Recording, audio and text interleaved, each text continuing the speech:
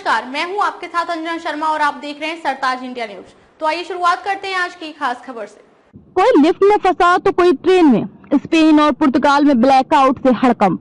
अब धीरे धीरे बिजली वापस आना शुरू। स्पेन और पुर्तगाल के कुछ हिस्सों में बिजली ठप होने के बाद अब हालात ठीक होने लगे हैं।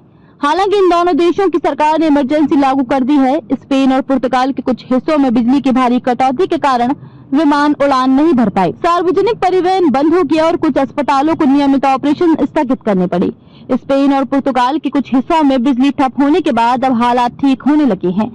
हालांकि इन दोनों देशों की सरकार ने इमरजेंसी लागू कर दी है। स्पेन और पुर्तगाल के कुछ हिस्सों में बिजली की भारी कटौती के कारण विमान उड़ान नहीं भर पाए। सार्वजनिक परिवहन बंद हो गया और कुछ अस्पतालों को नियमित ऑपरेशन स्थगित करने पड़े। अचानक हुए राष्ट्रव्यापी ब्लैकआउट के दौरान स्पेन के मैड्रिड क्षेत्र में लिफ्टों के अंदर फंसे लोगों को निकालने के लिए सोमवार को 286 बचाव अभियान चलाए। इसकी जानकारी क्षेत्रीय सरकार के प्रमुख ने दी। सोमवार को स्पेन और पुर्तगाल में बिजली चली गयी, जिससे रेल यातायात बाधित हो गया। सड़कें जाम हो गयी, मेट्रो ट्रेनें रुक गयी और लोग लिफ्टों में फंस गए। सोमवार को इबेरियन प्रायद्वीप में बिजली गुल होने के करीब 9 घंटे बाद स्पेन के परिवहन मंत्री ने कहा कि 11 ट्रेनें यात्रियों सहित फंसी हुई हैं। परिवहन मंत्री ऑस्कर पुएंते ने एक्स पर लिखा कि 11 ट्रेनों के लिए अभी भी मदद की जरूरत है। एटोचा स्टेशन के नियंत्रण केंद्र में बिजली बहाल कर दी गई है। ब्लैकआउट के कारण सोमवार को स्पेन और पुर्तगाल में अधिकांश सुविधाएं ठप पड़ गई हैं। मेट्रो और रेलवे ट्रेनें रुक गयी, टेलीफोन सेवाएं बाधित हो गयी, ट्रैफिक लाइटें और एटीएम बंद हो गयी। इससे लाखों लोगों पर प्रभाव पड़ा। इसके कारण मैड्रिड ओपन टेनिस टूर्नामेंट में खेल स्थगित करना पड़ा। स्पेन के हवाई अड्डे बैकअप पर चल रहे थे और कुछ उड़ानों में देरी हुई। यूरोन्यूज एक रिपोर्ट में यूरोपीय इलेक्ट्रिक ग्रिड में समस्या का संकेत दिया गया। इस बीच लगभग 8 घंटे तक विद्युत आपूर्ति बाधित रहने के बाद मध्य मैड्रिड विभिन्न भागों में आपूर्ति बहाल कर दी गई। स्पेन की बिजली वितरक कंपनी रेड इलेक्ट्रिका ने ब्लैकआउट के कारणों के बारे में अटकलें लगाने से इनकार कर दिया।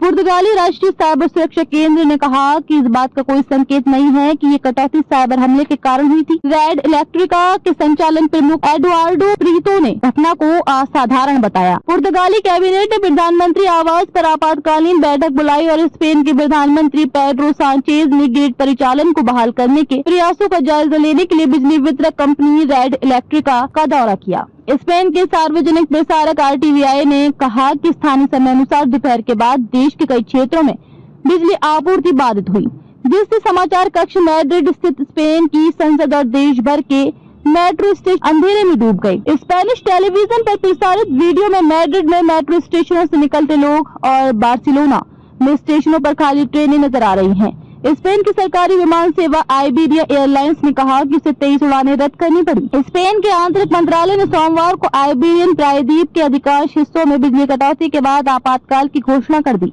खबरों में अब तक ले बस इतना ही। फिर होगी आपसे मुलाकात कुछ ऐसी ही खास खबरों के साथ। तब तक ले नमस्कार और देखते रहिए सरताज इंडिया न्यूज।